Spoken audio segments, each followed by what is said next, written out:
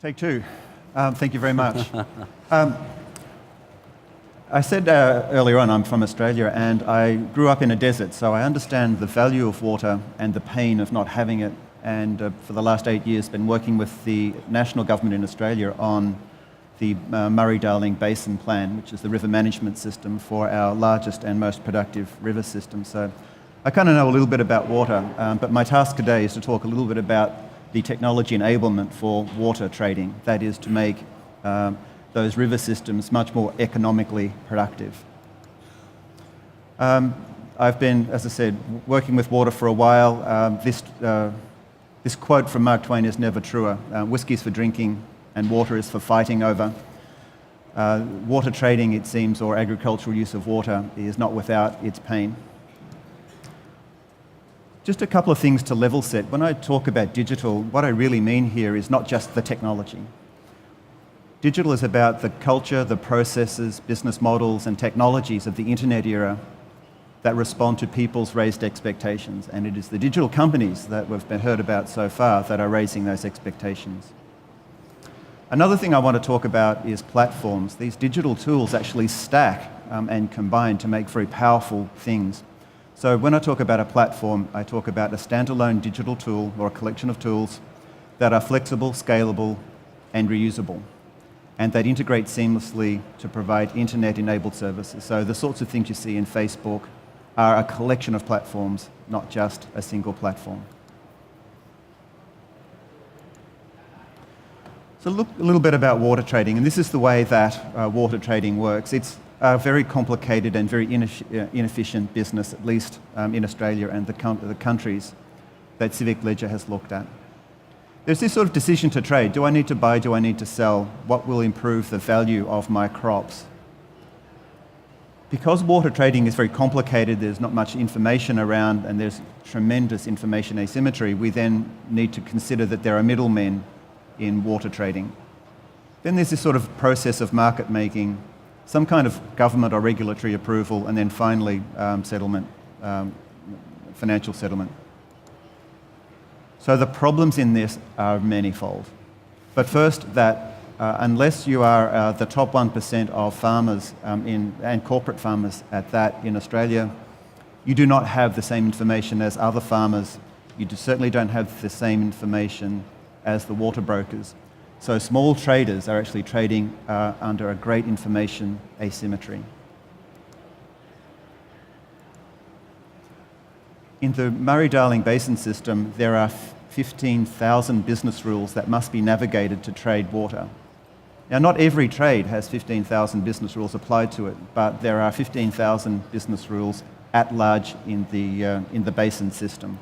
Makes it very difficult for anyone other than the most sophisticated traders to in effect, buy and sell water. And finally, there are delays, days, and in fact, in some cases, up to 9 weeks of delays for clearing and settling water trades. So that puts small traders at disadvantage. So what does all of that mean? It means that we have a very inefficient use of this water resource that could actually be used better to improve the economic outcome of the basin. Trades are withheld. That means that farmers who might trade do not. They don't trade their surplus water. We get poor allocation of water, therefore lower economic return. We get waste in storage systems. So in the headwaters of our two largest rivers, water that is not traded or sent to the environment actually sit and evaporate. And finally, we just get simply a reduction in farm output. If we were able to put more water to crops, we would be able to get better outcomes. So what do we require to make this market work? We need all actors to have full information. So any technology system must provide information free of charge or cost effectively to all actors. Prices must respond in real time, therefore trading velocity must be increased. Actors must be able to trade on equal terms, and actors behave rationally. That is, they are prepared to buy water to get a better crop outcome and sell water when they don't need it. So Water Ledger helps with this process. This is a platform, a collection of technologies that Civic Ledger has developed. And my task here is not so much to sell Water Ledger to you, but we'd be happy to do that, particularly with the guys at Telefonica if they're interested in investing. But really just to help you sort of move through some of the technologies that we have at play. Oops. So what do? We provide free and complete information to all the actors in the system. We provide simple, digital, frictionless trading of water, real-time settlement of monies, and increase in water availability and water movement.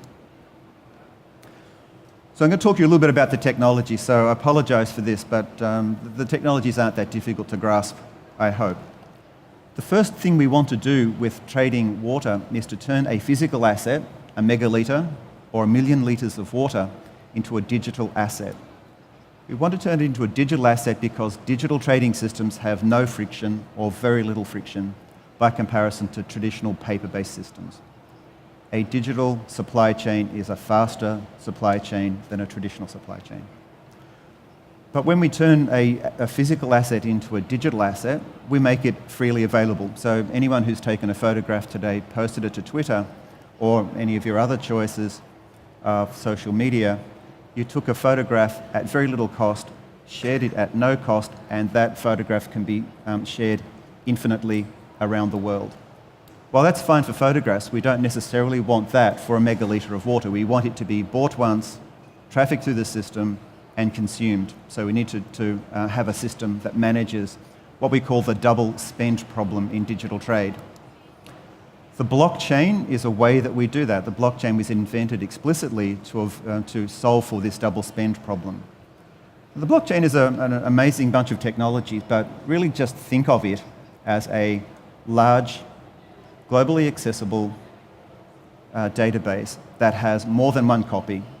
The Bitcoin blockchain has about 7,000 copies, so it's immeasurably distributed.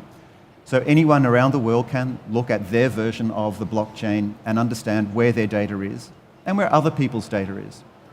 There are a collection of security systems around blockchain that make it next to impossible to fraudulently adjust the database. So we call it immutable, but it's easy to say that we just cannot change the database once a transaction is done. We then have distributed digital exchanges. This is the engine room of digital commerce. These exchanges just simply make digital tokens, digital assets, much faster to trade than conventional assets. We also have ways to get fiat currency, the euros that you might have in your pocket, exchanged as well. So we have a physical asset turned into a token. The token is traded on the blockchain, and those tokens are exchanged through digital exchanges.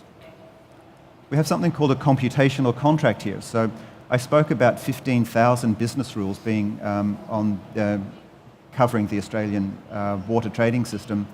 You can actually encode these tokens, these digital tokens that represent 1 million litres of water, a megalitre of water, and you can encode all of the business rules in it once and done, so that any individual megalitre of water knows where it is, knows where it came from, knows who owns it, knows who's going to buy it, and knows how it needs to get to its destination. So all of the business rules associated with the traffic of water can be encoded, and these pieces of computer code can be enacted by things we agree on. It might be that I've bought 1 million litres of water, that it's been consumed through a water meter, but in your daily lives it might well be that you've bought or sold something. Finally, artificial intelligence, probably the most important technology of our time. What this allows us in water trading to do is to understand where water is, what climatic conditions do to the distribution of water, where it might be best set. We can look at the crops that might be best improved by water today.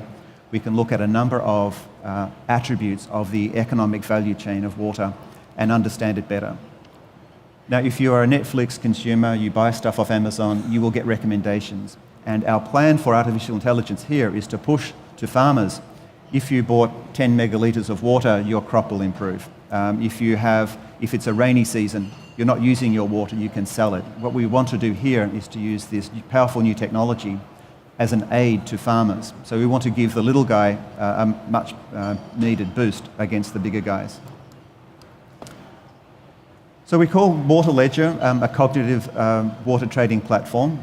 That is, with all of these smart contracts, artificial intelligence, it can run itself to some extent. What we really want is farmers to have kind of like an Amazon for water trading. I need 10 megalitres of water, click the button, it comes to me. Equally, I don't need the water, I need to sell it. And you can set parameters and so forth. It looks like any web experience. It has tremendous depth in the data it provides. Everything will be recorded, and any participant in the system will be able to know price, purchase price, sale price, offer price, bid price, and where water is trading. Civic Ledger, just as a bit of a sales pitch, we do two things. We do registers and we have trading and exchange platforms, a little bit like water, but we're also developing trading platforms for unlisted, publicly traded companies and intellectual property. That's me. Thank you very much for your attention, and I look forward to further participation with the water market. Thank you.